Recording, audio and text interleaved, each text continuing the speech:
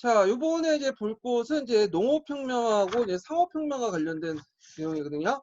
그래서 이제 여기 내용도 있는데 그 사모노트 내용도 있지만 제가 이제 그 심화 규제 내용이 더 좀 자세하기 때문에 요 부분을 이제 중심으로 이제 진행을 할게요. 자, 몇 페이지 펴보시면요.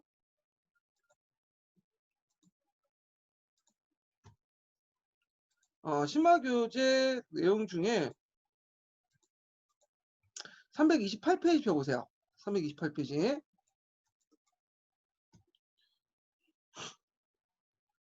자, 송대 이제 농업혁명이 본격화되는데 당말 때 좀 일시적으로 이 토지 황폐와 농업 침체 현상이 있었어요. 그래서 이제 송대가 등장하면서 국가가 이제 적극적인 농업 정책을 이제 하게 되고 이때 농지 개간, 뭐 유민의 정착, 농업 기술 향상 등이 있었고 그 다음에 이제 거기에 좀 눈여겨볼 게 뭐냐면 이기작이 시작됐다는 거야. 이기작. 네. 그래갖고 요거는 남송 때 좀 얘긴데 남송 때 이제 일본 남부 지역에서 이기작이 시작됐고요. 이기작이라는 거는 같은 작물을 두 번 짓는 거죠. 쌀을 두 번 짓는 거예요. 보통. 그래서 조도나 이런 것들이 등장하면서 이제 쌀을 두 번 짓 수 있었죠. 그래서 이 이기작은 송나라 때 등장해서 명나라 때 일반화돼요. 이기작은. 그래서 이제 교과서에서는 명나라 때 일반화됐다. 이렇게 이제 표현되고 있어요. 그 다음에 이제 강국의 2년 3작이 농업이 확산됐다. 네. 그래서 요 내용도 이제 기억을 해두시면 되고, 자, 뒤에 넘어가서 이제 그 당시에 이제 주요 지역이 양쯔강 하류 지역이에요. 요 지역이죠. 네. 여기 보면 이제 여러 도시들이 있는데 그 중에 이제 쇼주하고 그 다음에 항저우 있는 지역이 이제 유명한 도시예요. 그래서 소주와 항저우가 대표적인 도시다. 그래서 여기 일대가 이제 뭐냐면 송나라 때는 그 곡창지대였죠. 소주와 항주가 풍년이 들면 천하가 풍년이 든다. 이런 말이 이제 돌 정도로 이제 송나라 때는 중심 도시였어요. 네, 주요 지역이었죠. 자, 명나라 때는 양쯔강 중류 지역으로 올라가게 되죠. 이 지역이요. 고창지대가. 그래서 강남 지역이 개발돼서 양쯔강 이남에 수정 개발이 이제 하면서 있고 지역적인 농업 기술, 그러니까 좁은 땅에 많은 노동력을 이제 투입을 해가지고 많은 생산량을 높이는 집약적인 농업 기술이 도입되고 시작하고요. 그리고 품종 개량에서 이제 정성도 같은 조도들이 등장을 하고 그러면서 강남 생산력이 강북 생산이 능가하는데 당나라 말기 때부터 이제 그런 형상들이 일어나요. 그리고 기출에 자주 언급됐지만 여기도 이제 소가 풍년이 들면 소주와 호주가 풍년이 들면 천하가 풍년이 든다. 이렇게 이제 있죠. 그래서 이제 요때 이제 인구가 많이 증가되겠는데 그래서 이제 요때 이제 강남의 지방행정구역이 증가돼요. 특히 남송 때 인구가 많이 증가되죠. 자, 그리고 이 강남을 중심으로 수의전이 많이 개발되는데 그 수의전 종류를 보면요. 뭐 개전이라든지 가전이라든지 도전이라든지 사전, 위전 또는 우전이라고 하죠. 시험 문제 많이 나오면 위전, 우전이에요. 그래서 잠깐 저기 줄을 좀 보면요. 자, 위전은 우전 또 호전이라고 하는데 그 호수를 둘러싸고 제방을 쌓고 그 가운데 점토를 마는 거다. 그러니까 이제 호수가 있으면 여기 이제 물을 좀 뺀 다음에 이렇게 제방을 쌓아가지고 이걸 논밭으로 논으로 만드는 것이 위전, 호전이에요. 우전이죠, 우전. 또는 호수를 쌓아서 이제 만들었다고 해서 호전이라고 하죠. 자, 하여튼 위전, 우전, 호전 있는데 각각의 이제 약간의 다른 게 있나 봐요. 위전은 절서, 그 다음에 그 호전은 절동로, 우전은 강동로, 해동로인데 호수 쌓는 방법에 따라 약간 다르지만 하여튼 비슷한 그 수의전이고요. 그리고 근래 연구에 의하면 명칭의 구별로 노예에서 엄격히 구별되지 않고 있다. 그래서 뭐 그렇게 비슷비슷하다 이렇게 보시면 돼요. 노는 참고로 그 당시에 송나라 최고 행정 단위가 노였어요. 자, 이 중에 우전은 송대 수의전의 개별의 대표적인 예라고 할 수 있다. 우전 개별은 이미 5대 송초부터 시작됐으며 북송 중기인 인종 때 와서 본격화되어 태평주의 모현의 만초 같은 기내는 84일이나 되는 대우가 그 대우가 새로 복구 확장된 걸 위시하여 다수의 대소우존이 활발히 설치되었다. 뭐 이런 내용들인데, 자, 그래서 이제 요번에 그 기출 나온 거 내용 중에 우전이라는 것도 있죠. 예, 작년에 나왔던 그래서 우전, 위전 이런 것들이 나오면 강남 지역에다 좀 보시면 돼요. 자, 그다음에 다시 넘어가서 그리고 이제 간이 주도해서 간전 사업을 지원했다. 간전이라는 것은 그 당시 이제 뭐라고 할까요? 갯벌 같은 거죠. 갯벌 같은 걸 메꾸는 사업들이죠. 그리고 이제 흙탕벌, 뭐 저습지 같은 걸 메꾸는 그래서 농토를 만드는 그 사업들인데 이걸 간이 주도했고요. 그래서 왕한세 신법에 3세 조례사를 설치해서 농정과 수리 사업을 국가가 본격적으로 참여해서 이제 실시를 했다. 그래서 그 왕한성의 개혁 내용에 그와 관련된 내용도 있죠. 그래서 강남은 농전수입법, 강북은 어전법을 실시했다. 그 다음에 이제 수의자의 발달로 해서 생산이 발달되고 관료전도 발달되고 지주전호제의 전개에 중요한 의미가 있다. 그 다음에 수도작법이 이제 진전인데 수도작법은 물을 가둬놓고 쌀을 키우는 그 농사법이죠. 그래서 농소가 발현된 진부의 농소나 가설은 제민요술 같은 건데 진부의 농소가 중요하죠. 수도작법에서는. 그 이항법이 일반화되고 이항법은 당나라 중기 때부터 등장해서 송나라 때 일반화되고 이항법이 일반화되면 뭐도 같다고 했죠? 이모작도 일반화돼요. 같이 이어지는 거예요. 그래서 농기구 보급도 새롭게 발명되고 관계시설들 그래서 용골차나 통차 길고 있는데 교과서에 보면 용골차 많이 나오더라고요. 용골차는 요게 이제 하천이 있으면 요 물을 사람이 인력을 돌려가지고 요쪽 올리는 거야. 그래갖고 이제 쓰는 게 용굴차인데 수차 같은 거죠. 그래서 한국에서도 이런 용굴차나 수차를 많이 사용했는데 한국은 지형이 높기 때문에 이런 걸 사용을 못했어. 대신에 이제 보호나 뭐 제형 같은 걸 쌓아서 저수지에서 물을 흘려놓는 방식으로 이제 수의전을 개발했죠. 자, 그리고 이제 품종 개량을 보면 강남의 도작, 쌀농사를 중심으로 하면서 품질이나 가격, 그 다음에 그 쌀의 그 익는 속도에 따라서 조나 만도에 의한 품종 분화가 있었고, 그리고 미국이 상품화되기 시작해요. 쌀이 남아돌기 시작하고, 그건 이제 도시민들이 늘어나니까 상품화되기 시작하죠. 그러니까 대표적인 정도가 조생동, 점성도, 조생조가 이제 보급돼서 또 이 점성도는 그 고급쌀은 아니에요. 대량으로 생산은 가능하지만 고급쌀은 아니고요. 맛이 좀 떨어져. 지금 우리가 먹고 있는 그는 아니에요. 예, 그 푸석푸석해. 그래서 지금은 먹지 않고 지금은 그 뭐냐면 점성도 같은 경우에는 중국에서 이제 돼지나 개한테 주는 거거든요. 예, 가축용으로. 근데 그 당시에는 맛이 없더라도 일단은 탄수화물 공급이 되잖아. 그래서 도시민과 농민들의 식용으로 사용됐다. 그리고 이걸 통해서 조도기 때문에 이기작도 가능했다.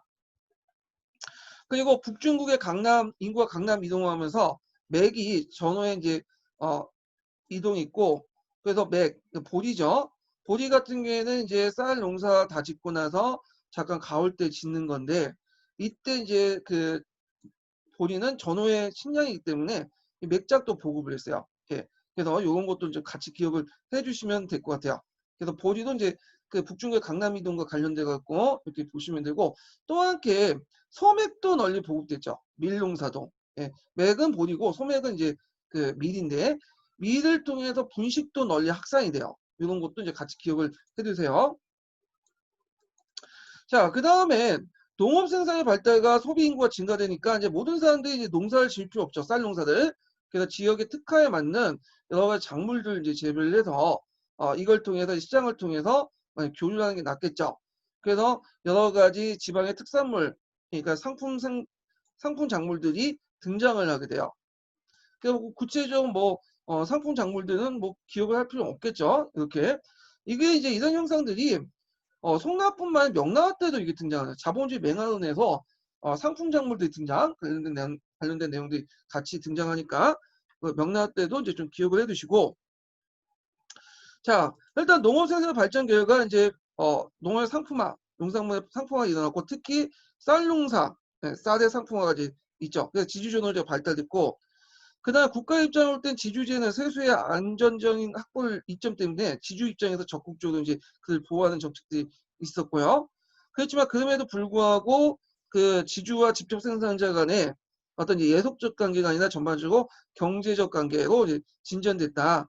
그 여러 가지 이유가 있겠지만 강남 지역을 중심으로 볼 때는 합리적 경영 관계가 형성됐고 부재지주가 등장했죠. 부재지주라는 거는 그 도시에 이제 땅을 가지고 있는 지주가 있고 거기 살고 그 당시 이들이 얼굴을 그 농촌의 땅을 일반 소장인들 분배를 하죠. 그러니까 지주하고 소장인간은 얼굴을 마주칠 생각이 없는 거야.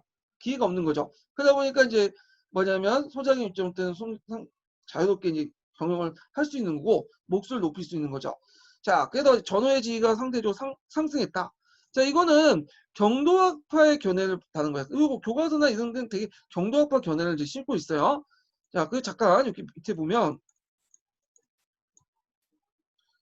그 관련된 내용도 있죠. 양쯔강 삼각조 크리크의 중심으로 해서 예, 모내기법이나 이거 앞에 말하는 용골차 내용도 있죠. 그리고 이제 이런 농업 생산이 어느 정도 되니까 잉여 생산물이 등장을 하잖아요. 그러니까 잉여 생산물만 처리하는 것에서 상품화폐 경제가 발달되고 상업 도시가 발달되면서 상인층이 분화되고 그다음 지역마다 이제 예전에는 그 지역에서 모든 걸 생산했는데 그럴 필요 없겠죠. 그래서 지역 상권이 연결되면서 원벌이 뭐냐면 상업이 되면서 그 지역에 특화된 물품들을 이제 교류하는 그런 과정들이 등장하게 되고 화폐 경제도 발달하게 돼요. 그래서 이런 상업혁명은 그 뒤에 설명한 상업혁명은 이런 농업혁명을 바탕으로 하는 거야. 농업혁명을 통해서 어느 정도 잉여 생산물이 가능할 때 그게 가능한 거죠. 자, 그리고 그 당시에 이제 그 인구가 증가되고 중국 농업 중심이 하북 지역의 반농사에서 강남지의 도작, 벼농사로 이제 전환됐고요. 경제 중심의 남쪽 이동, 그러니까 중심도 남이라고 하죠. 인구도 그 당시에는 양증 하류지로 집중이 돼요. 예. 자, 그래서 당송 시대 때 인구의 이동은 대개 보면 강북 지역에서 양증 하류 지역으로 이동하는 남이가 많았다. 이렇게 이제 기억을 해두시면 돼요. 자, 그 다음에 송대 산업혁명을 볼게요. 농업혁명을 바탕으로 해 산업혁명이 일어나는데 그 앞에 영국 경향은 그냥 건너뛸게요. 뭐 그렇게 중요한 건 아니니까. 자, 산업혁명의 그 배경을 보면요. 일단 강남 개발을 통해서 살생산이 증가됐고 양쯔강 하류 중심으로 이제 개발했죠. 그리고 지주존호제의 농민의 자율성 신장, 서민사회 출현, 그리고 이 과정에서 이제 뭐냐면 잉여 생산물 처리하는 과정에서 도시가 발달되고 상품화폐 경제가 발달됐다. 특히 이제 산업혁명을 주도했던 것이 미국인데요. 쌀을 이제 상품화시키죠. 그래서 양쯔강 델타 지역이 본격 개발되고 정성도가 이제 그 확산되면서 남아도는 쌀을 이제 도시민들 공급하는 다른 지역에 공급하는 이제 쌀을 상품화시켜서 파는 사람들이 등장해요. 이걸 미상이라고 하거든요. 이 미상들은 대부분 이제 전국적인 시장권이 형성돼요. 왜냐하면 이제 양쯔강 하류에 있는 쌀을 다른 지역에 공급을 해야 되잖아요. 중국이 또 얼마나 땅이 넓어요. 그러면 이거 중소상인들이 그걸 주도해서 공부하기 힘들어. 대개보면 대상인들이 그 주도하거든요. 대장으로 사들여가지고 운반해서 그걸 이제 지역 상인들이 나눠주는 그런 역할을 하다 보니까 이 미상들이 그 송대 5대 상인에 들 정도 되게 자본구가 커요. 그리고 그 안에서도 또 여러 상인 집단들도 분화돼 나가고요.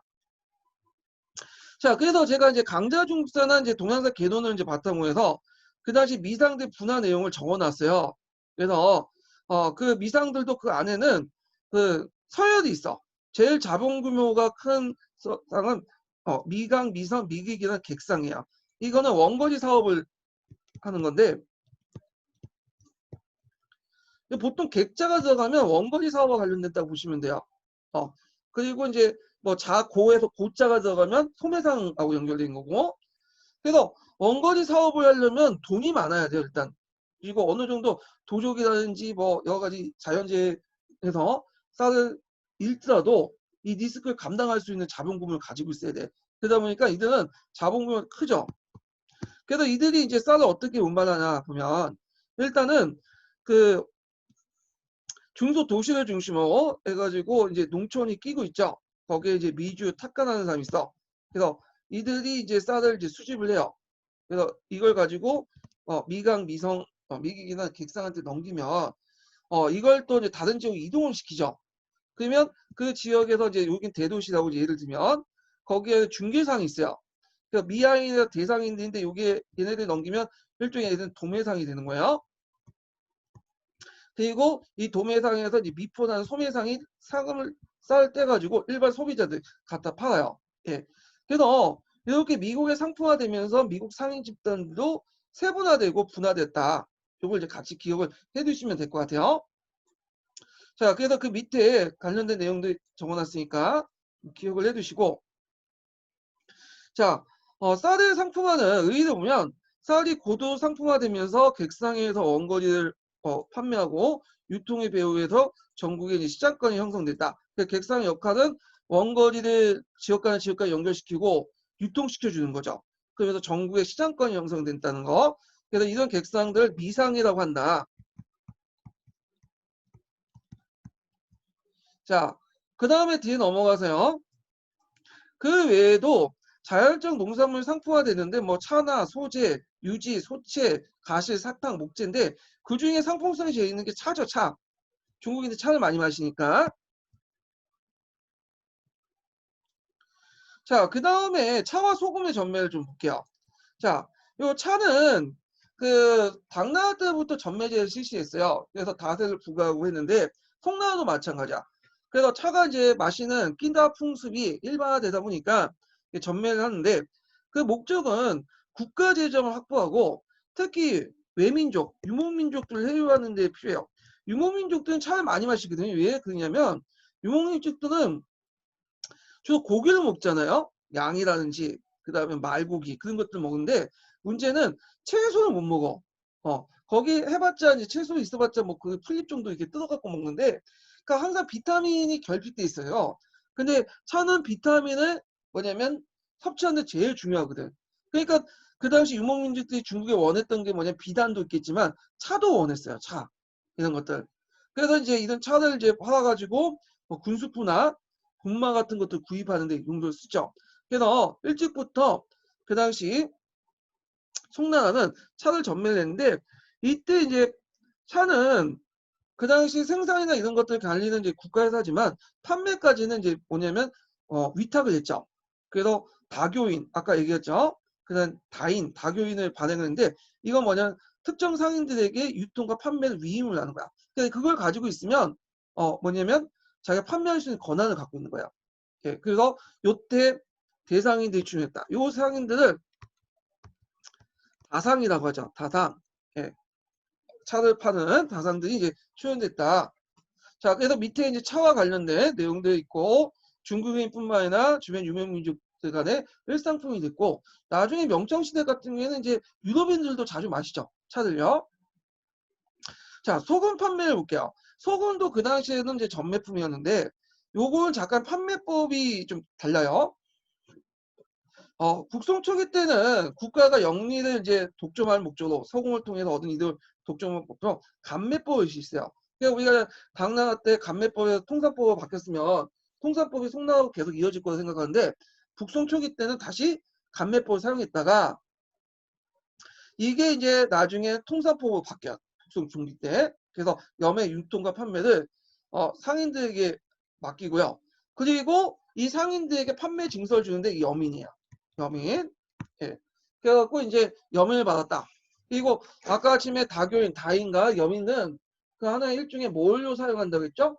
지폐로서 사용된다고 했죠. 일종의 신용화폐로서 사용됐다는 거 좀 같이 기억을 해두시면 될 것 같아요.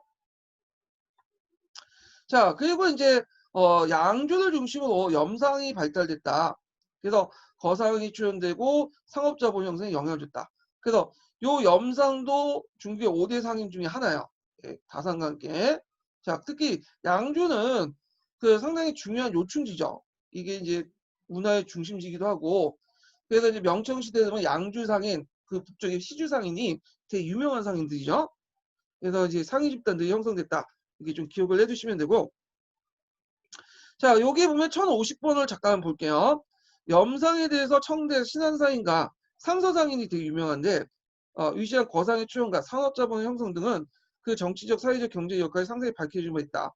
송대에도 이 염상의 역할이 되게 구체적으로 나오진 않았으나 염상을 비롯한 부상의 존재들은 이들의 중요한 비중을 말하는 친구 적지 않게 찾아볼 수 있다. 자, 예를 들어서 이제 그 1랑 2이라는 게 있어요. 그러니까 양주가 경제적으로 중요한 것을 이제 표현한 속담인데요. 그래서 양주는 경제적으로 번영했는데 그 발전이 연상의 발전과 중대한 관계를 가지고 있다. 당대 송대에 거쳐서 양주는 연의 집사한지 역할을 했고요. 명정시대 때 염상들은 대부분 양주를 중심으로 활동했다. 또한 송의 인종은 다상인 진씨의 여식을 왕으로 맞아들인 것도 유명한 사실로 알려졌다. 왜 돈이 많으니까. 자, 그래갖고 황제조차도 이 상인들, 대상인들의 어떤 자본바를 이제 자본을 기댈 수밖에 없는 그런 거죠. 자, 그래서 이제 이렇게 상인 집단 관련된 내용들을 좀 얘기를 했고요. 그 다음에 잠깐만요.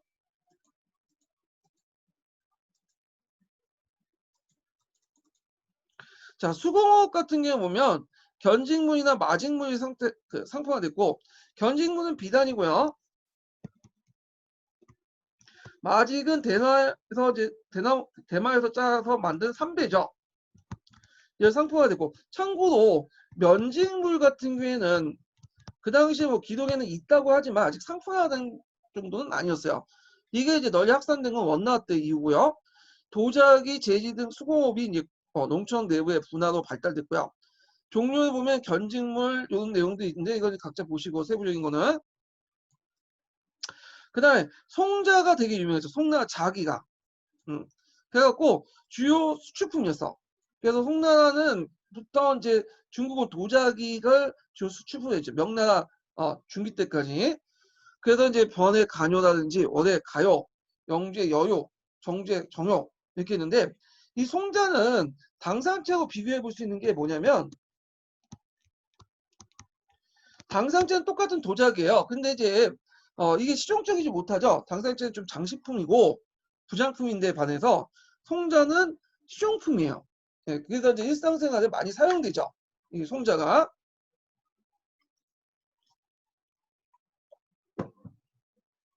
자, 그 다음에 제지업을 통해서 이제 있는데 뭐 간용 소비의 중대, 인쇄, 출판업 이런 것들이 발달됐고요.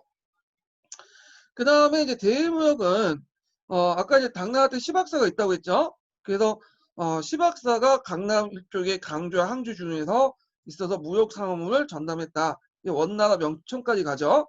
그래서 여기 보면 위치는 좀 파악을 해주셔야죠. 요 강조, 그 다음에 뭐 여기 항조, 네, 수도죠. 그 외에도 여러 곳에 이제 뭐냐 시박사를 뒀어요. 자, 그 다음에 상인과 상업 조직을 보면 아까 미상을 잠깐 설명했는데 그 외에도 이제 다른 상인도 여러 상인 집단도 이게 분화됐어.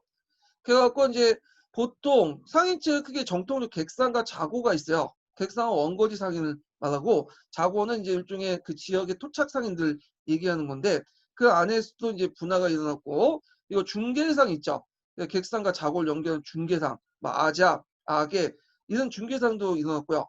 그 다음에 이제 상공을 발달하면 교통 숙박 시설도 있어야 되겠죠. 창고, 운송업 이런 것들 있고 상업부기나 주상 같은 대규모 상업 경영도 발달됐다. 자, 정통적인 객상과 자고에서 당송이 때는 산업 조직이 점점 복잡하고 상위층 안에서도 분화가 일어났는데 대표적인 게 아인이에요. 네. 이 아인은 중매상인이에요, 중매상인.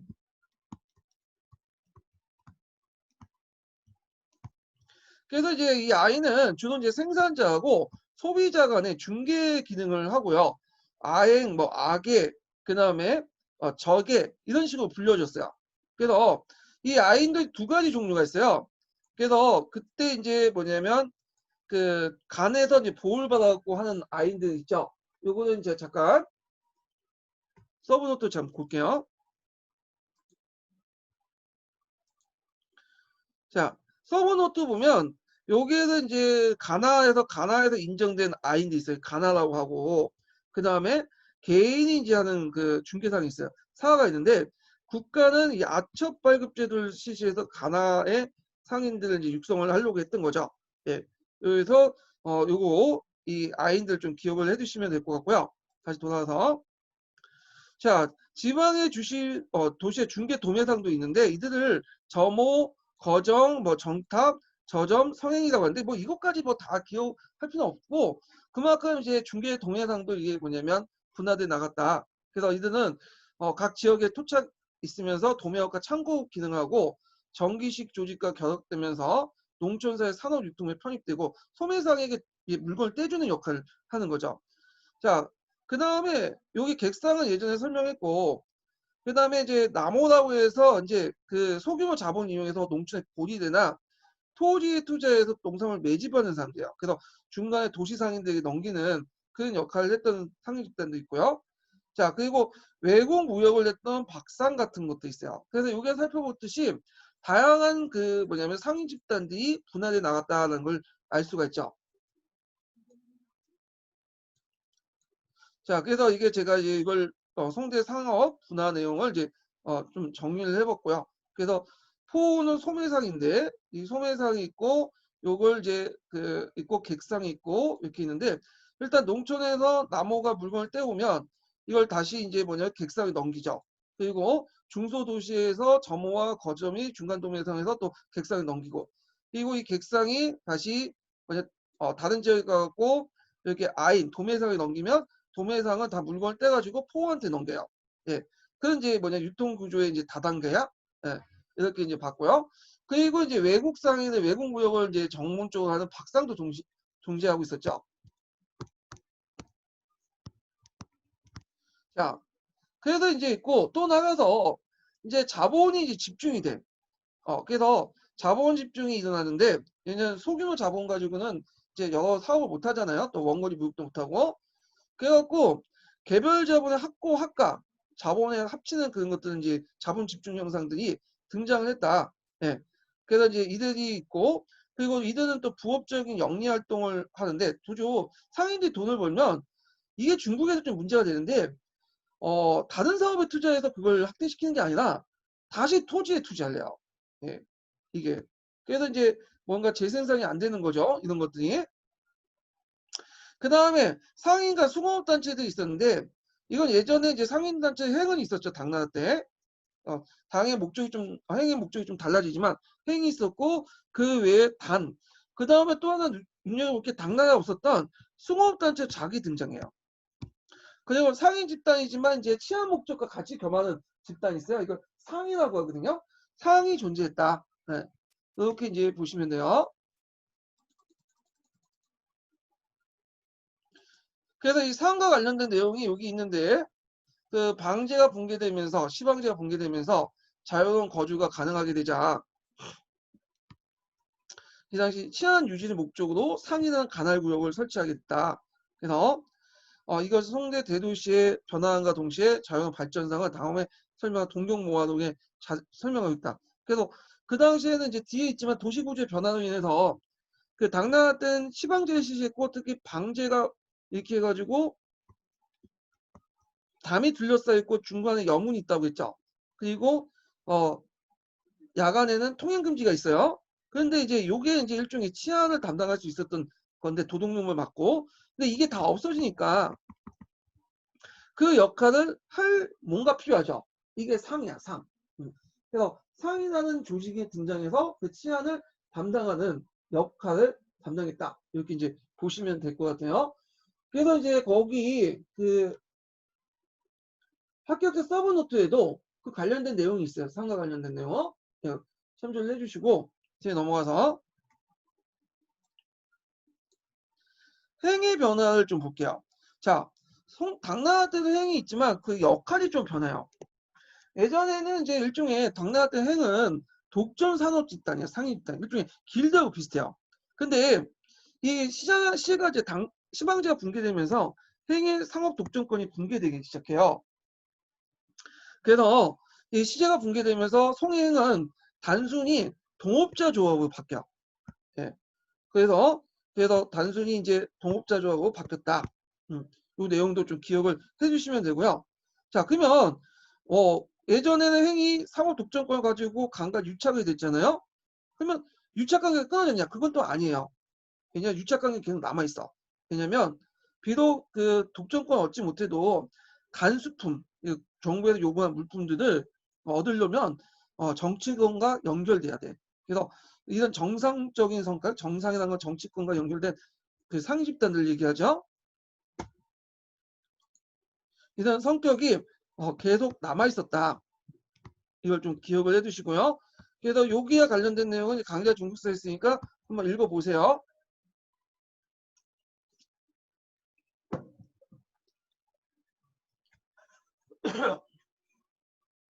에어컨 좀 틀어야 되겠네요. 네.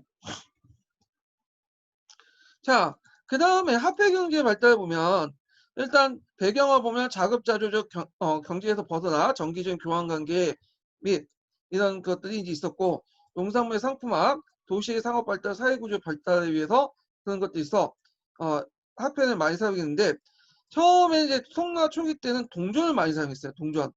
동본위제를 이제 했다고 했죠. 동본위제를 이제 중심으로 했다. 예, 동전을 이제 많이 사용했다는 거. 그래서 통화제도가 통일됐다.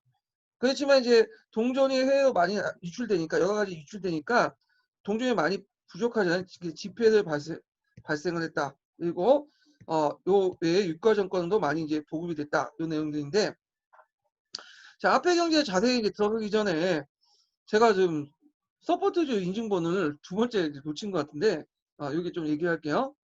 얘기를 해줘야 되는데 깜빡해갖고, 예, 50번이에요. 예, 두 번째 있고요. 이게 번호가 50번 적으시죠.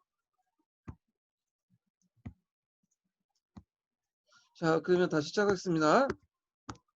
아이고, 또 이게 안 되네. 지우기가 안 되네요.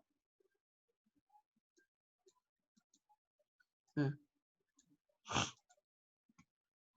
자, 구체적인 내용을 보면요. 자, 동전을 중심으로 했고 일부 지폐와 교자와 해자를 사용했다 이렇게 했는데, 원칙은 동전이지만 이 동전이 많이 유출되기 때문에 대용으로 지폐를 사용했어요. 그 외에 다교인이라든지 그 다음에 염초는 이제 이건 여민이라고 하죠. 이건 판매 증서를 얘기해요. 이런 것도 일종의 신용화폐로 사용했어요. 요게 좀 눈여겨볼 게 이제 지폐로서 사용한 게 교자 해자인데, 이 교자 해자는 원래는 상인들이 사용했던 거야. 그래서 북송시대 때 이제 그 뭐냐 사천성 지역 있죠? 청두를 중심해 갖고 거기에 사용했던 그 일종의 약속어음이 교자였어요. 그래서 그걸 가지고 오면 다른 지역에서 돈을 바꿔주는 건데, 이게 일종의 지폐처럼 사용한 거야. 근데 이게 잘 나가니까 나중에 정부에서 그걸 따로 떼가지고 뭐냐면 정부에서 발행하죠. 근데 이게 너무 많이 발행되니까 가치가 떨어지잖아요. 인플레이션이 일어났고, 남송 시대 때는 이거를 교자를 해자라는 이름으로 사용한 거야. 그래서 똑같은 거예요. 본질은 교자, 해자. 그래서 교자는 북송, 그 다음에 해자는 남송 때 사용했던 거야. 남송 때. 자, 그래서 이제 여기인데 잠깐 서브노트 보면, 서브노트 잠깐 볼게요. 이게 좀 약간 헷갈리게 써놔서 그런데 수정하고 좀 넘어갈게요.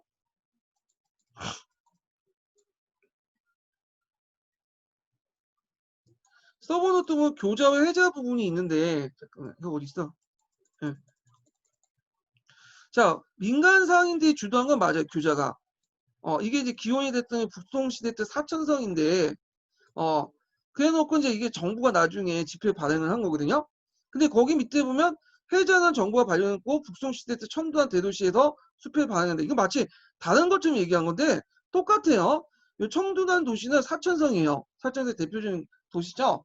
그러니까 교자가 원래는 민간 화폐에서 이제 민간 상인들이 사천성 중심으로 쓰다가 이게 편리하니까 정부가 계속 쓰다가 나중에 이제 남성도 와서 해장한 이름으로 다시 쓴 거야. 근데 교자나 해자나 정부가 막 찍어내니까 인플레이션이 일어난 거죠. 인플레이션이. 자, 그리고 이제 있고 신용화폐로서 이제 차와 여민을 사용했다. 그래서 아까 전에 이 차민과 인자가 붙으면 판매 증서겠죠. 그래서 여기에 보면 전매품에 대한 차에 대한 물품 대금을 반영 없는데 정의를 좀 이상하게 해놨어. 이건 아니고요. 정확하게 얘기하면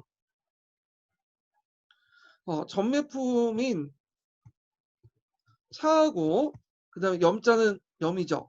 점에 대해서 정부가 상인들에게 물품 대금을 팔고 대금을 받고 발행한 어음이 아니에요. 이거는요. 판매 증서예요. 판매 증서. 그런데 이게 이제 하나의 가치가 있기 때문에 차액 연임 이런 것들이 있기 때문에 일종의 신용화폐로 사용한 거야. 신용화폐. 그러면 왜 이렇게 지폐라든지 신용화폐가 등장했냐? 그 동전이 부족했기 때문이죠. 원래 이제 송나라는 동본위제를 실시했어요. 예, 동을 기준으로 해갖고 이제 교환체제 금이나 교환제고 있는데 문제는 이제 여기 잠깐 여기 어딨나? 이게 동전이 해외로 많이 빠져나가요. 그래서 이제 문제가 생긴 거야. 그래서 여기 보면 당만 5개의 물량화 화폐제도를 정리하면서 동본위 정책과 화폐제도를 통일했죠. 그래서 개헌할 때보다 이제 새로운 연호를 사용한 동전이 이제 했고, 대표적인 송원통보나 뭐 태평통보 이런 것들을 많이 쓰게 되는데 대량 주주에도 불구하고 일단 화폐 수요가 증가됐고요. 대외 무역이 증가. 그래서 이제 해외가 많이 빠지고 특히 일본 같은 경우에는 자국의 화폐가 있음에도 불구하고 일본은 자기 화폐는 안 써. 송나라 화폐를 써. 명나라 때도 명나라 화폐를 쓰고. 그리고 요하와 서하의 막대한 세폐가 또 빠져나가잖아요. 또 송나라 동전이 인기가 많아. 오늘 달러처럼 생각하기 때문에. 그렇기 때문에 해외가 많이 빠져나가니까 어떤 문제점이 나냐면 이게 동전이 부족한 상황, 이게 전환이라고 하죠. 이건 디프레이션이라고 하죠, 보통. 자, 이럴 타겟에서 이제 정부에서는 이제 어떻게 했냐, 그 당시에.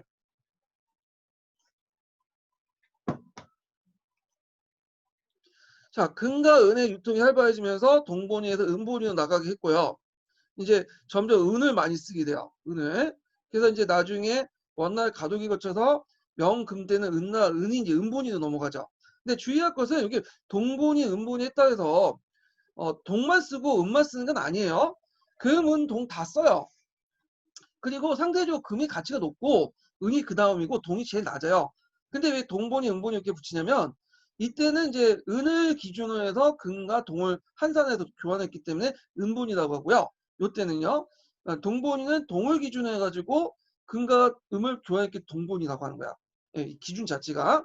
나중에 이제 거기에 태안제도는 이제 그걸 매개로 해서 이걸 다시 발행하는 건데 나중에 좀 얘기를 하고요.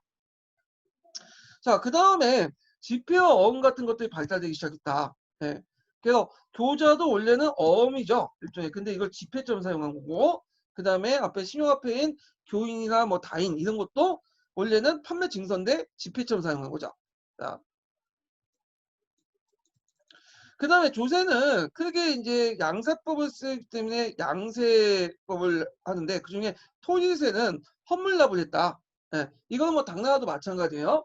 그 다음에 여기 좀 눈여볼 게 상업세가 있어. 가리라는.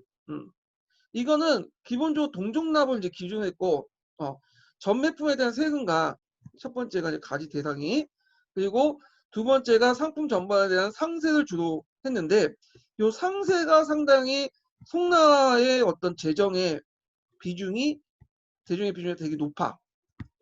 그래서 송나라 같은 경우에 상품화폐 경제가 발달됐잖아요.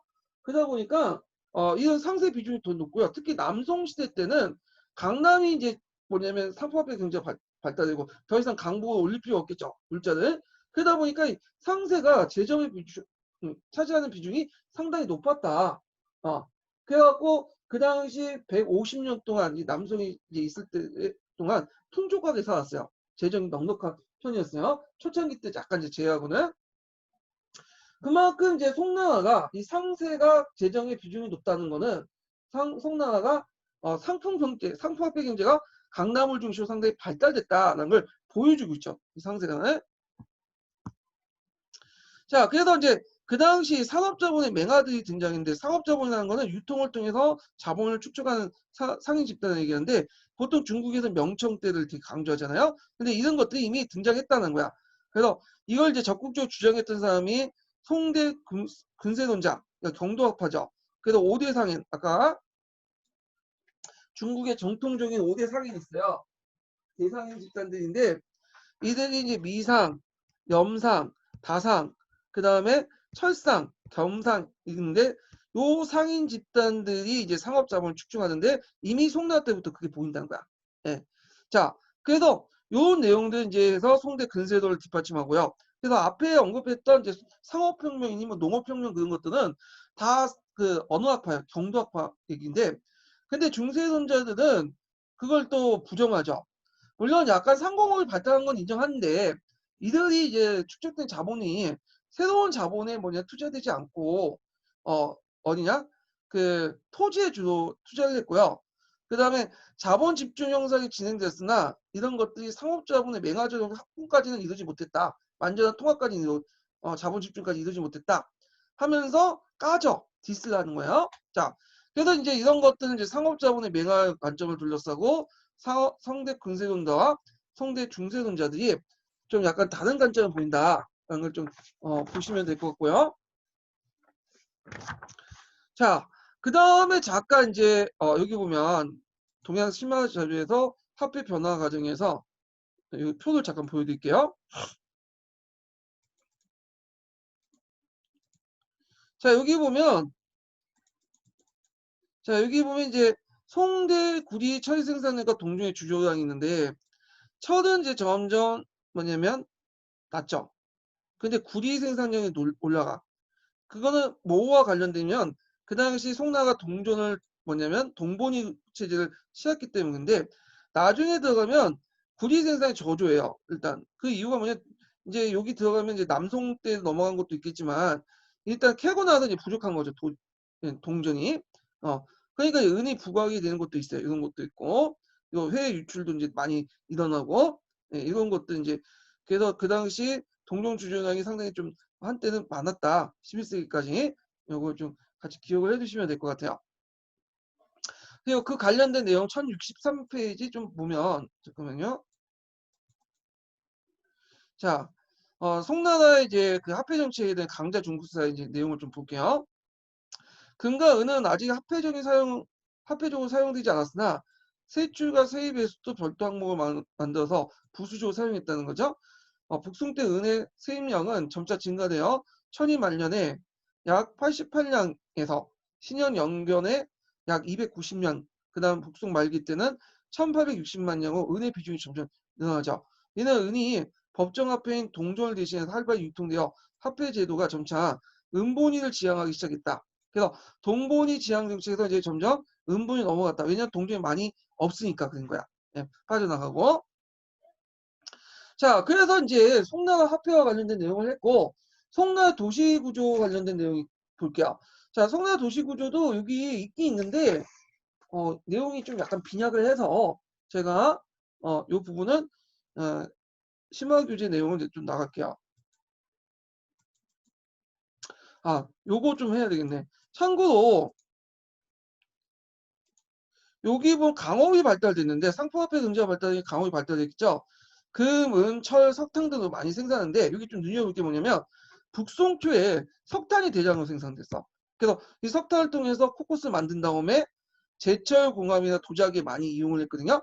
이게 왜 중요하냐면 예전에는 철을 만들 때 목탄을 많이 사용했어요.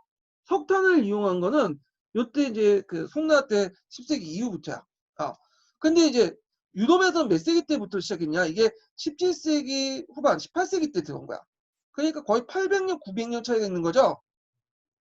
800년, 900년 차이로 중국이 이미 미리 석탄을 코코스화해가지고 제철을 만들었다. 상당히 의미가 있는 거야. 중국의 영국의 그 산업혁명보다 더 빠르게 그걸 이제 했던 거죠. 자, 그 다음에 이제 뒤에 넘어가서 이제 도시의 발달 좀 볼게요. 자, 도시의 발달의 원인을 보면 원거리 산업의 발달에서 이제 물살 집산지로서 필요했고 특산적인 수공업의 집중지 도시가 여러 가지 생업 기업 일자리가 많겠죠. 사람이 많이 모이니까. 그리고 이제 상공업에 대한 국가의 보호 우대, 농업생산 증가, 인구의 도시 집중 현상 등등은 이제 볼 수가 있고요. 자, 그 전에 이제 송나라 이제 그 도시를 보기 전에 그 전에 그 당나라 도시를 좀 약간 살펴볼 필요가 있죠. 당나라 도시는 예전에도 한번 얘기했는데 이게 이제 당나라 도시는 상대적으로 볼 때 정치 군사적 성격이 강해요. 그리고 시방제를 실시했다. 거기 서브노트에서는 거꾸로 방시제라고 적어놨더라고요. 예. 하여튼 뭐 시방제를 이제 했는데 시방제는 예전에 한번 설명했을 거예요. 장안을 기준으로 할 때 뭐 동시서시 해갖고 딱 나눠져 있죠. 시장 개설하는 간설시장. 요 방이 있고 방은 담으로 쳐져 있고 중간중간에 여문도 있고 야간 통행을 금지하는 그런 것도 있죠. 근데 이렇게 이제 엄격하게 관리됐던 시방제가 당 말기 때부터 붕괴되기 시작해요. 그러면서 이제 송나라 때는 시방제가 없어져. 그래서 이런 것들 이제 볼 수 있는 게 간시, 그러니까 예전 동시, 서시 이렇게 지정된 곳에서만 만약 시장을 개설했잖아요.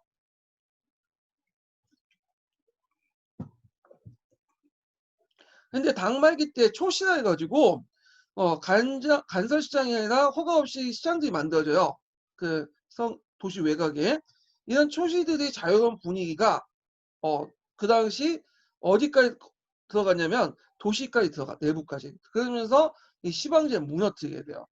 그래서 도시의 성문 밖에 초시가 번성해서 도시 안 전체가 상업지구가 되었다. 그래서 어디든 갖다 파도 되도록 자유롭게 그런 이제 바뀌게 되죠. 요거에 대해서 한번 읽어볼게요. 자, 여기 보면 송대 도시는 초시에서 시작됐다고 볼 수 있다. 그래서 본래 초시는 간의 허가 없이 도시의 성밖이나 농촌의 교통유지에 형성되었고 노점 시장 근처에서 점포와 주택이 들어서면서 신락이 되고 초시가 형성된 것이다. 자, 초시가 좀 더 커진 게 진이라고 하고요. 진은 또 뭐냐면 약간 이제 군사적 성격도 있죠. 진이라고 하고 그곳에 뒤에 넘어가서 현의 출장소가 생기고 다시 진이 커지면 현으로 승격되고요. 근데 송대 와서 도시의 성문 밖에 초시가 번성하면서 초시의 자유로운 상업활동 풍조가 성안의 도시까지 파급되었다. 그리하여 방의 벽이 허물고 대도 양쪽에 점포가가 줄지어 쓰면서 상점을 탈바꿈하게 되었고요. 종래 간설시장은 그 의미가 있고 도시 전체가 상점과 변모하게 됐다. 그죠? 자, 그 다음에 이제 송나라 특징은 정치적인 특징보다는 이제 상공업이나 재정적인 도시가 있어. 그러니까 상대적 군사 경제적 기능이 저하되죠. 그래서 그 관련된 내용이 밑에 한국이나 중국사에 있는데 한번 읽어볼게요. 당송의 경계도 도시의 기능이 이전까지 행정적이고 정치적인 도시에서 상업적인 도시로 변모했다. 그래서 당말이 되면 거주지와 상업구역이 구역인데 구역에서 제한이 없어져 상점의 설치가 자유로워졌으며 시간과 장소에 구애받지 않고 자유로운 상업이 가능해졌다. 그래서 상점과 수공업자는 작업장은 교통이 편리한 곳을 자리 잡게 됐고 곳곳에 시장이 형성되었다. 예. 그래서 이제 이 내용들 좀 기억을 해두시고 그 다음에 이제 아까 방리제가 폐지되고 그 다음에 야간 통행이 해제되고요. 방장이 철거되고 상점이 자유롭게 개설되고 와시라는 변화가가 형성되고요. 요집집이나 구당 같은 곳에서는 작극이나 유행가, 꼭두가시 이는 거 공예 민담인데 걔는 서민적인 분위기죠.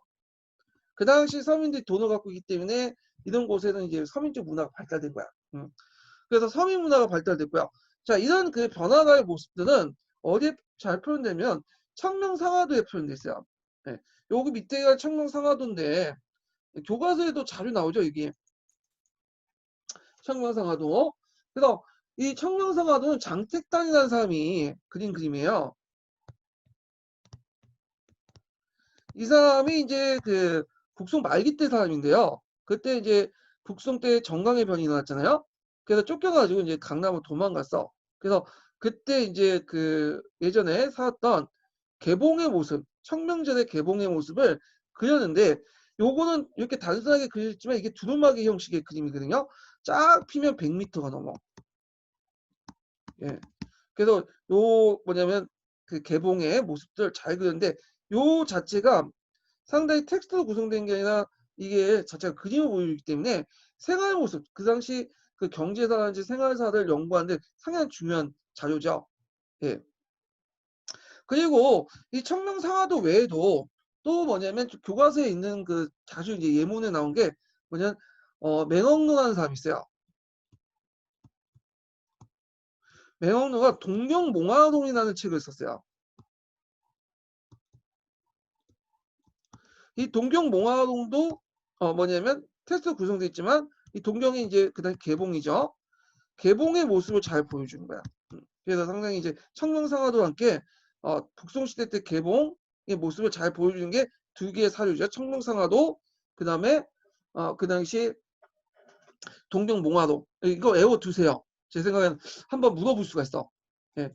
그래서 이렇게 있고 1068번 여기 좀 볼게요.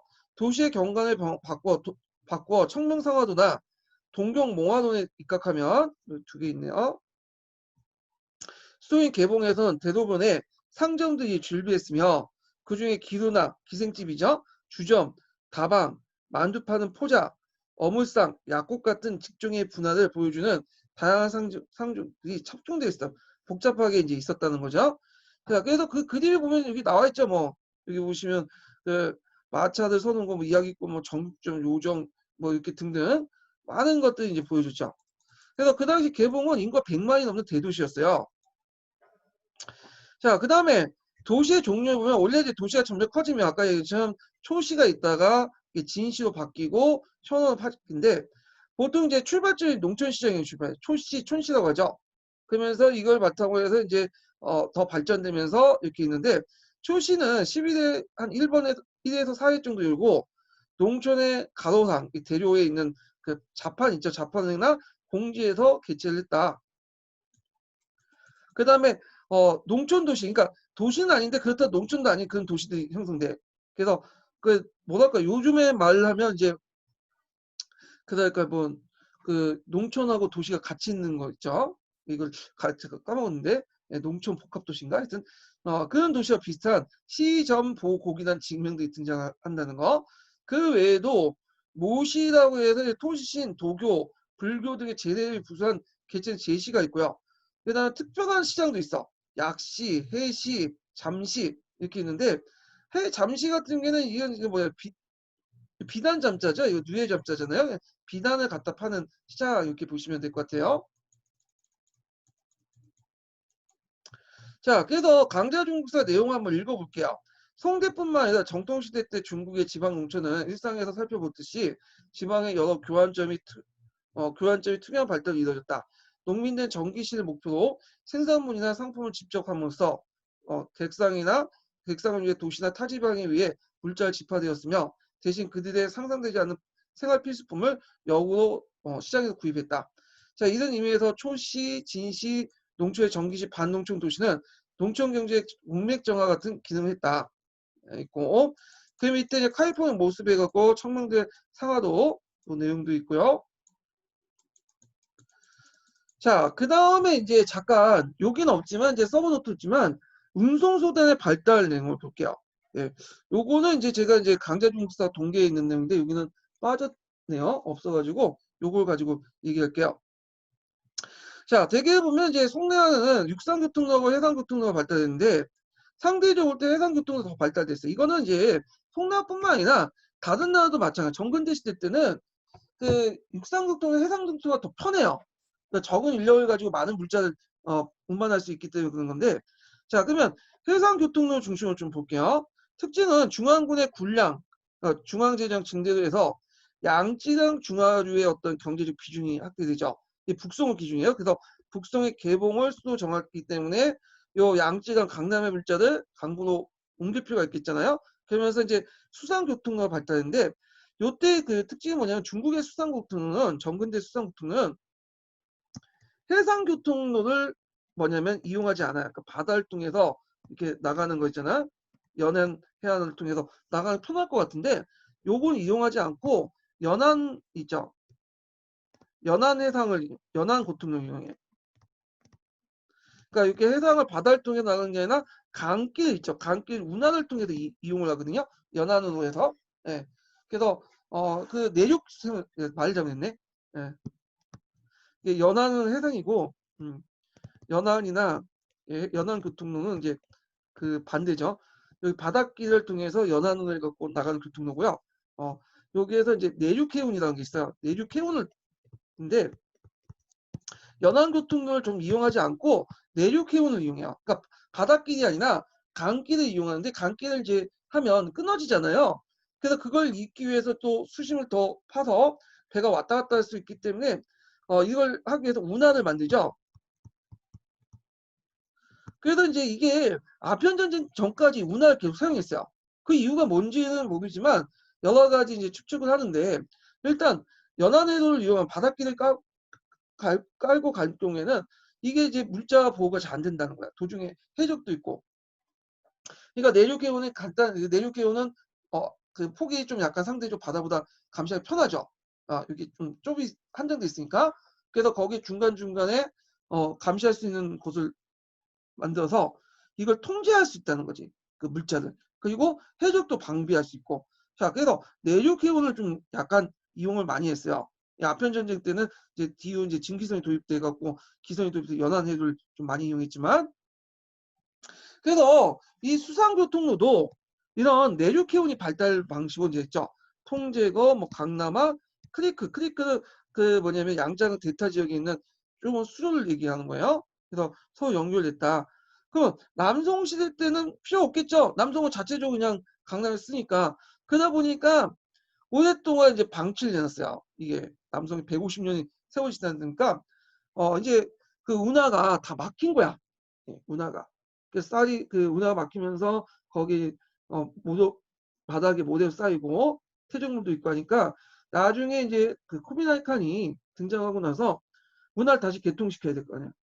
수도를 대도도 정했으니까 강남의 물자가 끌어들일 수밖에 없죠. 그러다 보니까 또 뭐냐면 또 운하 준수 사업에서 운하를 또 개통을 시킨 거죠. 자, 하여튼 운반하는 방법은 처음에는 전반법이라고 했어요. 전반법. 바운사라는 이제 그 관리가 국가가 이제 그 수를 통해서 간선으로 운반했는데 이게 좀 힘드니까 집단법으로 바뀌었어요. 그래서 동남 강도의 여러 주의 수도까지 직송해서 민선 위주로 했다. 아웃소싱했다 보시면 돼요. 그래서 전반법하고 집단법도 뭐 나올 가능성은 없었지만 예전에 이제 뭐 통상법도 나오다 보니까 이것도 좀 기억을 해두시는 것도 좋을 것 같아요. 자, 그래서 그 밑에 민간 운송자의 업종의 특징들이 이게 쭉 있는데 이건 한번 쭉 읽어보시고요. 그 앞에 운반법 제도상의 변화만 좀 정확히 기억을 해두시면 될 것 같아요. 그리고 이제 관련된 문제 기출 문제를 좀 풀어보고 그 다음에 송나라 이제 경제 끝나고 송나라 이제 문화 부분을 넘어갈게요. 자, 그러면 경제 관련된 사회경제 관련된 그 내용을 좀 보면요. 몇 페이지 펴보시냐면 299페이지 펴보세요.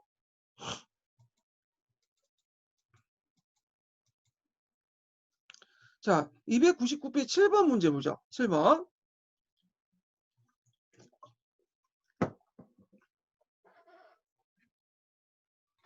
자, 이게 이제 유일하게 당송병역기에 관련된 문제 중에 딱 한 문제 나온 건데요. 자, 여기 보면 당송병역기 형성과 가장 거리가 먼 것은 자, 귀족 정치가 사라지고 문신 관료 체제가 등장했다. 예, 이거 맞죠? 그 다음에 새로운 토지 소유자로서 형세호가 등장하고 전호계층들이 출현됐다. 이것도 맞죠? 그 다음에 모병제가 후퇴하고 병용일치의 부병제가 등장했다. 이것도 맞아요. 이건 틀리죠. 예, 이거는 부병제가 모병제가 등장했죠. 예, 거꾸로 부병제가 후퇴하고 모병제가 등장했다. 자, 그 다음 불교와 도교를 대신해서 유교가 사상계 주요로 다시 등장했다. 그래서 송학이라는 새로운 신유학이 등장하죠.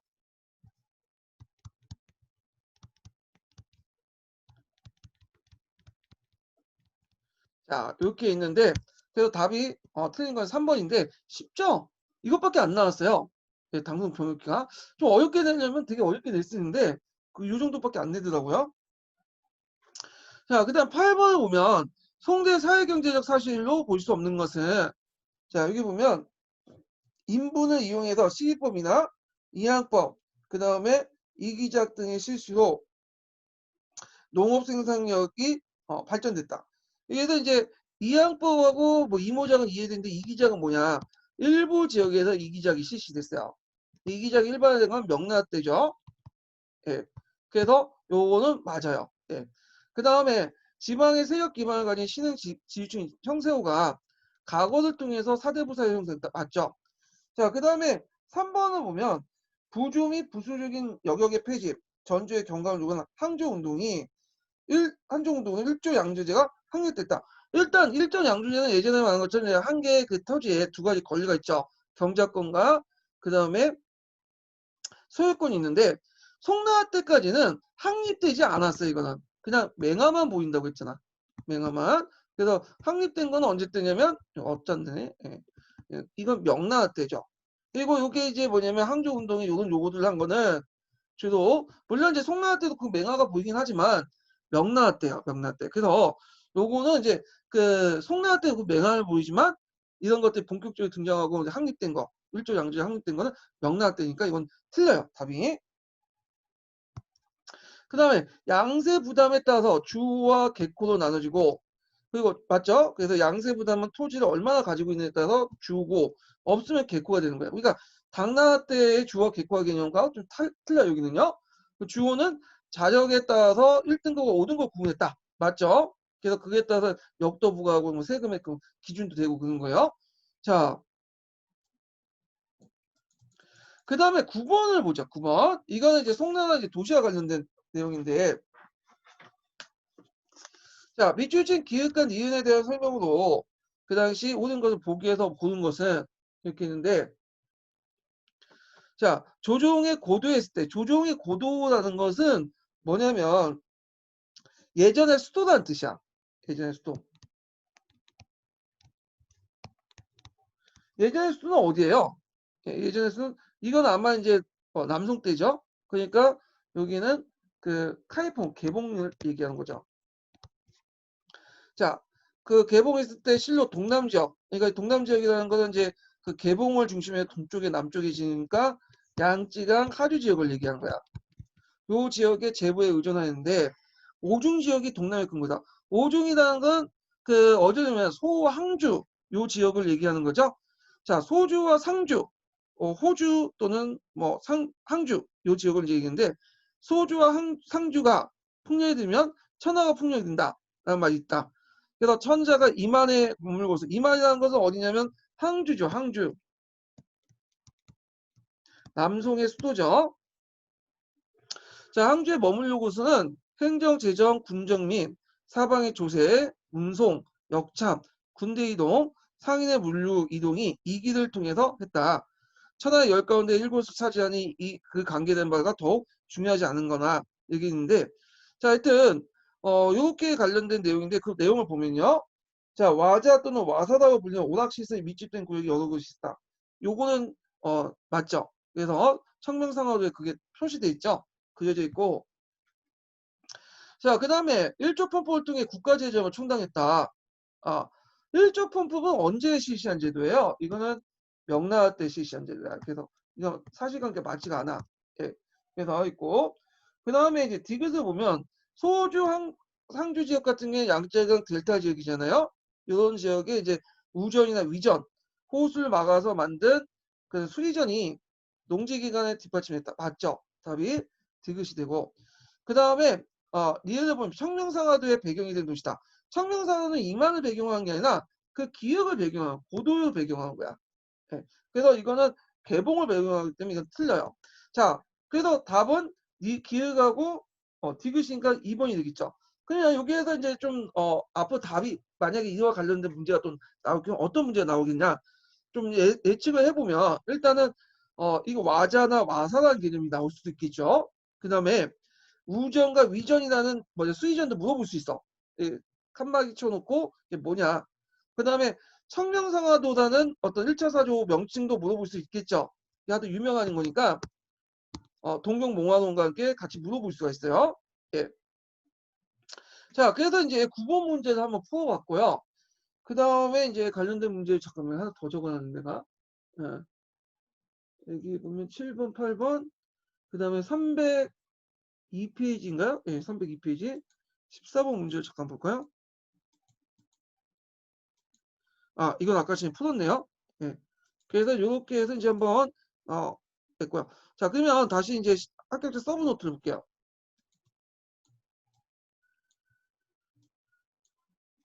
자, 송대 문화의 이제 특징을 볼게요. 이거는 뭐 교과서적인 내용인데 예전에 시험문제 나왔으니까. 자, 국수적인 성격과 그리고 서민 사대부적인 성격이 있다. 그래서 국수적 민족주의인데 이거는 그 당시에 이제 외세 침입을 받았기 때문에 대외 침략이 많았잖아요. 그래서 사람들이 이제 이거에 대한 반발감으로 뭐랄까 우리 것이 좋은 거야. 중화의식, 자존심 많이 상했잖아. 그런 거 연결돼서 보시면 될 것 같아요. 그래서 육주와 수당 문화의 호환적 이중성과 국제적 상황에 비해 이국적 색채가 짙게 내포되어 있다. 그러니까 육주와 수당 문화라는 거죠. 근데 이 방면에 송나라 문화는 국수적 민족주의 성격이 강하다. 이거는 유목민족대 침략, 그 다음에 뭐 정보광조의 등장과 연결돼서 볼 수 있겠죠. 그래서 이것이 중화의식, 자존심 이런 것들에 뭐 상처를 입힌 거죠. 그러면서 국수주의 성격이 나갈 수밖에 없었고, 그 다음에 송대 문화는 육조 수당의 기존 문화를 이제 청산하고 서민 사대적 문화, 소민 문화가 상당히 발달됐고요. 그래서 육주 수당의 기족 문화를 문벌주의, 형식주의, 정통주의 성격을 구성한다면 송대 문화는 군주 독재 정치와 서민생활 발전이라는 특성을 갖고 있다. 그게 이제 뭐냐면 서민생활에 연결된 게 그 뭐냐면 상품화폐 경제 발달과 연결돼서 볼 수 있어요. 그래서 상품화폐 경제가 발달되니까 돈이 누구한테 들어간 거야? 서민들에게 들어가니까 서민들이 문화적으로 이제 뭐냐면 문화 소비의 주체로 부각이 되는 거죠. 자, 그래서 이제 있고 도시 문화는 그 당시 송대 도시는 상공업 중심지이기 때문에 경찰 군사적 기능이 저하된 반면에 당나라는 좀 폐쇄적 운영이죠. 이 도시 구조는. 근데 여기 개방적이다. 예. 근데 문화적으로는 되게 국수적인데 그 도시 구조는 되게 개방적 운영됐어. 아까 얘기했죠. 어, 시제도 폐지하고 시방제 폐지하고 여문도 다 뜯어 고치고 없애고 그 다음에 그 야간 통행도 풀고 그랬죠. 자, 그래가지고 이런 식으로 이제 좀 보시면 될 것 같고요. 그럼 이때 뭐 송대 그 학문 연구 경향 그냥 넘어가세요. 이거는. 예. 요즘에 뭐 한문 경향 같은 게 나오진 않아가지고 예, 그냥 있고. 자, 송악의 반응인데 요걸 이제 넘어가기 전에 송악이 어떤 건지를 좀 계보들 좀 약간 얘기하고 넘어갈게요. 아마 이 계보도 끝나고 이제 오늘 여기까지 할 것 같은데 일단 계보들을 보고 이제 얘기를 하죠. 잠깐만요. 화이트보드를 오랜만에 좀 쓰죠. 자, 송악을 보죠. 송악을 이학이라고 해요. 송악을 이학.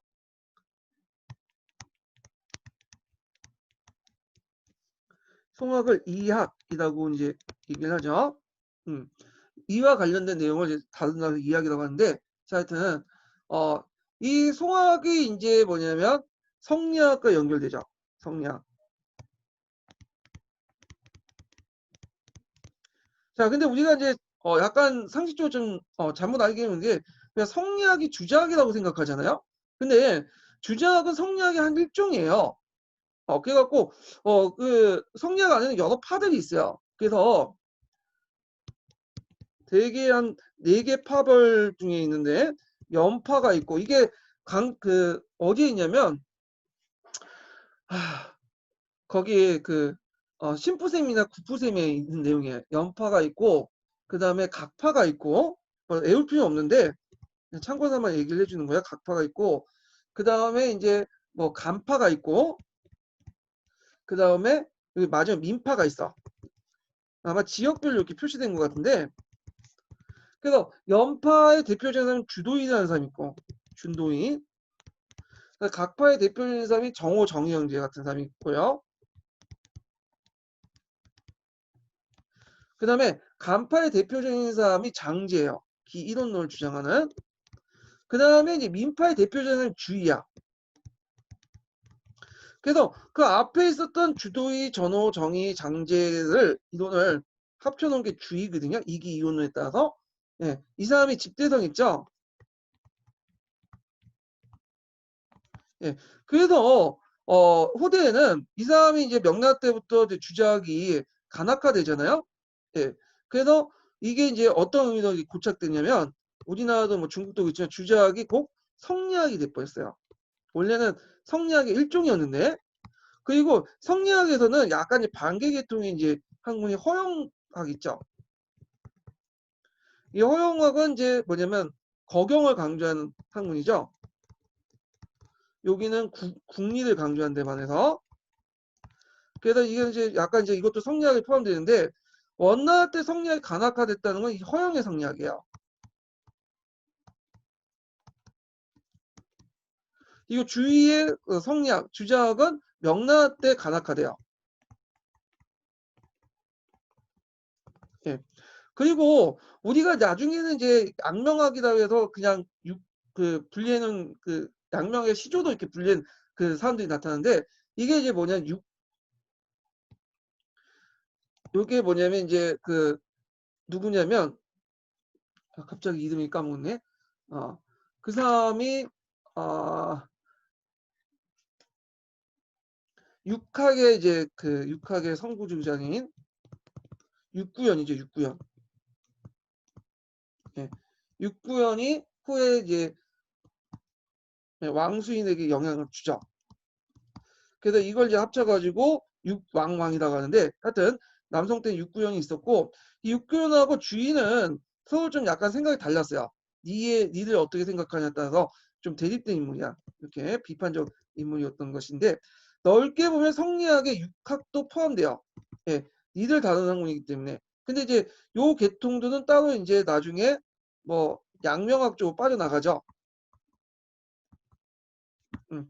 그래서 송학은 이렇게 이제 성리학이라는 걸 바탕으로 해서 이해 학문, 이와 기가 어떻게 작용된다 이런 걸 이제 하는 형이삭적인 학문이야. 그리고 이거를 사회 윤리나 이런 것들에 적용하는 학문이죠. 그래서 상당히 뭐냐면 정치적이고 특히 도덕 윤리를 되게 강조해. 도덕적인. 예. 그래서 이제 이런 거를 강조하는 학문이 이 송학이다. 그렇다고 해도 뭐 경색이 전혀 없었냐? 뭐 정치 경제에 필요한 어떤 경제 생활 실용적인 것이 없었냐 있었어요. 예. 근데 경제적인 것보다는 정치 도덕적인 특히 도덕적이고 윤리적인 측면을 되게 강조했어. 예. 그래서 이런 것들이 상당히 강했고요. 그 다음에 그러면 송나라 때는 이렇게 성리학이니 육구연이니 뭐 송학만 있었냐? 그건 아니고요. 또 하나의 학풍이 있었죠. 자, 이거는 국문학과 연결되어 있는 건데 나중에 또 제가 한번 또 정리를 해볼게요. 여기는 송나라만 한정돼서 얘기하니까 경세적인 측면을 강조하는 학문이 있었어요. 예. 그래서 이 경세적은 종전에 이제 성리학 너무 이제 간접적이고 형이삭적인 그런 것들을 비판하고 제일 중요한 거는 이제 현실 문제를 해결하는 거다.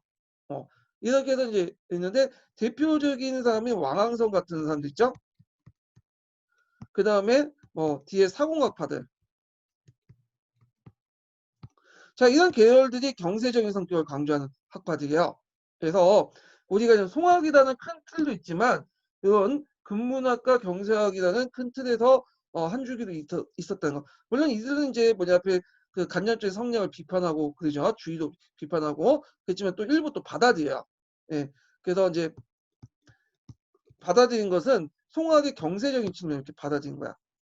주의가 주장한 경세적 측면을 수용을 하죠. 그렇지만 뭐 간접적이고 뭐 이런 것들은 비판하는 사람들이야. 예. 그래서 전반적으로 이렇게 송학 관련된 내용도 좀 얘기했고요. 이 성리학은 우리가 이제 알다시피 신유학이죠. 그래서 훈구학적 유학과 다른 식으로 뭐냐면 유학을 해석을 해요. 그래서 이때 이제 얘네들은 그 뭘 받아요? 도교와 그다음 불교를 적극적으로 수용하죠. 그러니까 도교와 불교를 까면서 이걸 또 수용하는 특히 불교는 선종 같은 것들을 수용하죠. 그러면서 이제 형이상적 개념 이와 기라는 걸 만들어요. 예. 그래서 이와 기를 가지고 요 세계를 설명해. 그래서 나름대로 우주관도 제시하고 심성론에도 등용하고 제시하고 등등에 다 하거든요. 그래서 나름대로 형이삭적인 측면을 갖고 있어요. 사상적인 측면을 갖고 있어요. 그러니까 훈구학처럼 자꾸만 해석하고 그런 게 아니에요. 예. 자, 근데 이와 기라는 것이 오경보다는 어디에 있냐면 사서에 있어요. 특히 대학과 중용 같은 데 있죠. 그래서 이제 얘기 한 편 대학과 중용에 그 내용이 많아요. 그래가지고 원래는 이게 한 편인데, 얘기 한 편인데, 요걸 이제 분리시키죠. 그래서 누가? 주자가. 그래서 주자가 대학과 중용을 분리시켜가지고 하나의 책을 만들어. 대학 중용. 그래서 사서 중에 대학과 중용이 들어갑니다. 사서 여러분 다시 뭐예요? 논어, 맹자, 그 다음에 대학, 중용. 이렇게 있고, 여기에 새로운 해석을 붙인 게 이제 뭐냐면 사서 집주라는 게 있죠. 거기 주를 집어넣는 게. 그래서 이제 요거를 사서 집주라는 책으로 이렇게 편찬했다. 누가? 주자가. 이렇게 보시면 되고, 조선시대 때의 그 유교는 다 주자 해석을 따는 거야. 요거를. 그리고 왜 사서를 강조하냐면 이 사서는 이와 기단 내용이 들어있기 때문에 그래요. 예. 자, 그래서 이렇게 해서 한번 간단하게나 송악에 대해서 좀 얘기를 했어요. 송악과 그 밑에 이제 경세학문적인 어떤 성격을. 그래서 다음 시간에는 이 송악 성리학의 발전 과정을 좀 얘기하고요. 그 다음에 그 외에도 이제 송대 역사학이라든지 이런 것도 좀 얘기하고 나서 유목왕조, 정복왕조 넘어갈게요. 예. 오늘 여기 이제 끝나고 수고하셨습니다. 다음 시간에 뵐게요.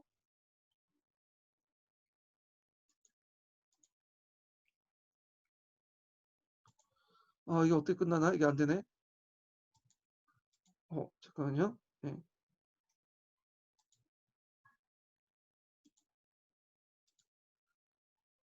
자, 오늘 수고하셨습니다. 끝났습니다.